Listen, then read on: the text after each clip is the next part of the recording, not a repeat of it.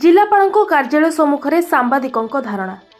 गजपति जिलापालଙ୍କ कार्यालय सम्मुखें आज शुक्रवार दिन 10टा बेले सांबादिक माने गणधारणा देथिबा देखिबाकु मिलिछि।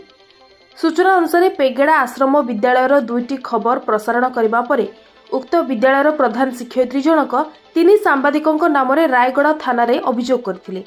अभियोग अनुसार शिक्षयित्री ठारू सांबादिक माने फोन पे रे टंका निथिबा दर्शाजिबा सह अन्य किछि विषय को नै रायगड़ थाना रे एफआईआर दैथिले शिक्षयित्री। एहा परे उक्त एफआईआर को नै थाना रे पंजीकरण होइथिला। एहा सांबादिकଙ୍କ विरोध रे षडयंत्र करा जाइछि बोली आज किछि सांबादिक माने जिलापालଙ୍କ कार्यालय सम्मुखरे धारणा दैथिले। परे जिलापाल श्री विजय कुमार दास सांबादिक माननक सह आलोचना करिबा सह एहार तदंत करिबा प्रतिश्रुति परे धारणा प्रत्याहृत होइथिला।